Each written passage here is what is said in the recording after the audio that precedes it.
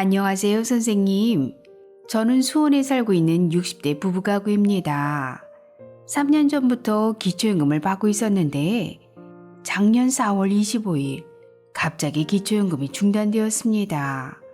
구청에서는 살고 있는 아파트 가격이 많이 올라서 어쩔 수 없다고 하더라고요.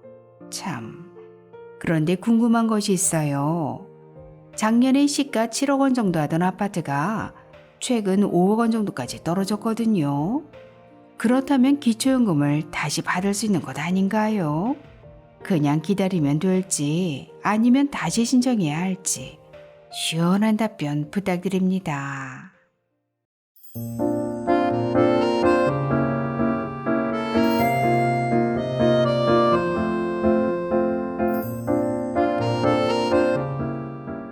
안녕하셨습니까? 행복한 인생의 이마 알베르토입니다. 오늘 의뢰인 부부의 경우처럼 매년 4월 기초연금에 반영되는 정기조사, 수시조사 등의 결과로 인해 기초연금이 감액되거나 중단되는 어르신들이 많으신데요.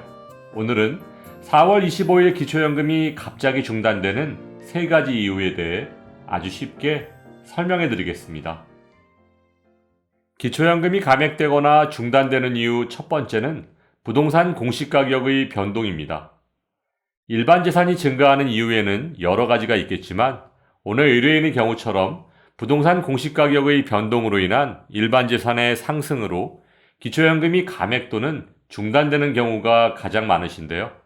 기초연금에 반영되는 부동산의 경우 시가가 아닌 시가의 50-60% 정도인 시가표준액, 즉 공시가격을 기준으로 기초연금이 소득인정액에 반영됩니다.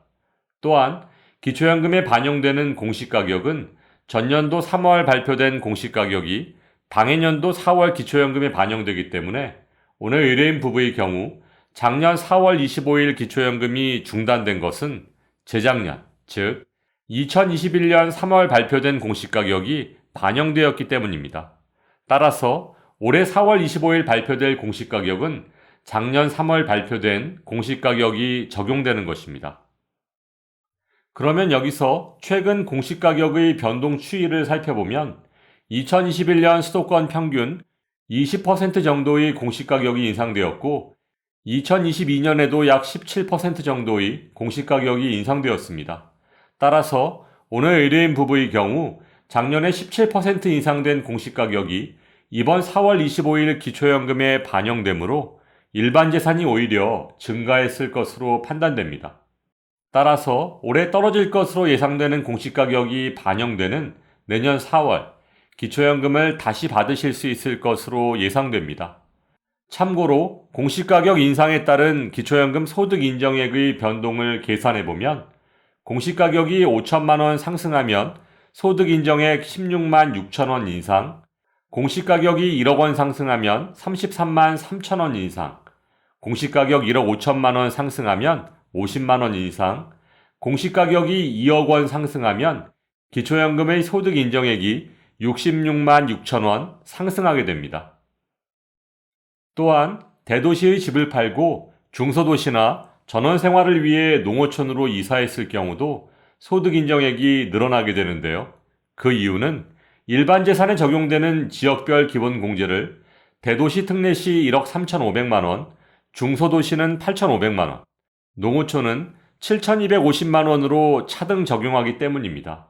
예를 들어 대도시에 사시던 분이 전원주택으로 이사하시면 다른 재산의 변동이 없더라도 지역별 기본공제가 6,250만 원 차이가 나기 때문에 소득인정액이 20만 8천 원 상승하는 효과가 나게 되므로 기초연금에 매우 불리합니다.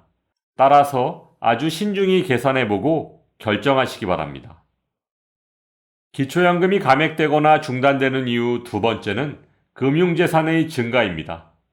어르신들의 금융재산 증가는 아무래도 소유하고 계신 부동산을 처분해서 생기는 경우가 가장 많으신데요.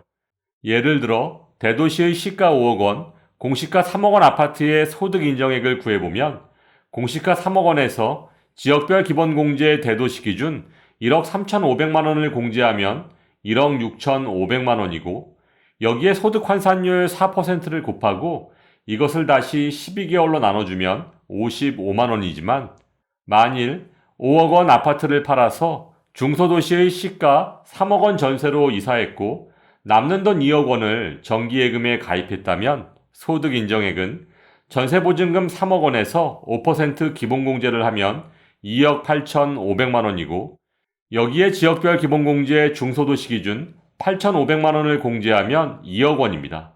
그리고 금융재산, 즉 정기예금 2억 원에서 기본공제 2천만 원을 차감하면 1억 8천만 원이므로 일반 재산과 금융재산의 합은 3억 8천만 원. 여기에 소득 환산율 4%를 곱하고 다시 12개월로 나눠주면 소득 인정액은 126만 6천 원입니다. 따라서 대도시의 5억 원 아파트를 소유했을 때보다 집을 팔고 중소도시의 전세로 옮기고 남는 돈 2억 원을 정기예금에 가입했을 경우의 소득 인정액이 오히려 71만 6천 원 상승하게 됩니다. 여기에 정기예금에서 나오는 이자 소득도 4만 원 기본공제 후 소득 인정액에 반영되므로 산 넘어 산이라고 볼 수 있겠죠. 따라서 기초연금을 받기 위해 중소도시로 이사하거나 전세로 옮긴 후 남는 돈을 정기예금에 가입하는 등의 금융재산을 늘리는 행위는 기초연금에 치명적으로 작용할 수 있으므로 조심하시길 바랍니다. 기초연금이 감액되거나 중단되는 이유 세 번째는 소득의 증가입니다. 기초연금 수급자의 소득은 1년에 2번 정기조사를 통해 기초연금에 반영되는데요. 기초연금의 소득에는 근로소득과 기타소득, 즉 사업소득, 연금소득, 이자소득 등으로 나눌 수 있습니다. 여기서 근로소득의 경우 기본공제 108만 원에 추가공제 30%가 적용되므로 세전 근로소득을 기준으로 할 때 108만 원을 초과한다면 많지는 않지만 소득 인정액의 상승에 영향을 줄 수밖에 없습니다. 따라서 기초연금의 소득 인정액에 영향을 주지 않을 정도의 근로소득을 조절하시는 것도 기초연금의 감액과 중단을 막을 수 있는 좋은 방법이라고 할 수 있습니다. 참고로 어르신들의 공공근로, 자활근로 등에서 나오는 소득은 기초연금 산정 시 소득에 포함되지 않습니다. 오늘 4월 25일부터 기초연금이 갑자기 중단되는 세 가지 이유에 대해 설명드렸는데요. 이 밖에 어르신들의 기초연금의 가장 치명적인 리스크를 설명드리면 그것은 바로 자녀에게 명의 대여입니다. 1. 자녀의 절세를 위해 사업자 명의를 대여했다. 2. 자녀의 비과세 저축을 위해 통장 명의를 대여했다. 3. 자녀의 보험료 절감을 위해 자동차 명의를 공동으로 등록했다. 4. 자녀와 임대차 계약을 체결했다. 위와 같이 자녀에게 명의를 빌려주거나 임대차 계약을 했을 경우 모두 부모의 재산으로 인정되거나 전세보증금을 부채로 인정받지 못하는 등의 치명적인 불이익을 당할 수 있는데요. 이 또한 1년에 2번의 정기조사를 통해 기초연금에 반영되면 부모 명의의 계좌에 입금된 돈은 그 돈의 출처 및 성격과 관계없이 100% 부모의 재산에 반영된다는 점 꼭 잊지 않으시길 바랍니다. 에이구, 올해는 기초연금을 받을 수 있을 거라고 기대했었는데 작년 공시가격이 반영된다니 참. 모든 노인들이 기초연금을 받을 수 있으면 좋겠어요. 아무튼 오늘 친절하고 정확한 정보 감사드립니다. 현재 국회 연금개혁특별위원회에서 추진 중인 공적연금 개혁안이 어르신들의 노후를 위한 합리적인 개혁안으로 발전되기를 바라며 오늘도 알베르토가 어르신들의 행복한 인생 2막을 응원하겠습니다. 행복한 하루 되세요. 좋아요, 구독, 그리고 알림과 공유는 좋은 콘텐츠를 만드는 힘이 됩니다.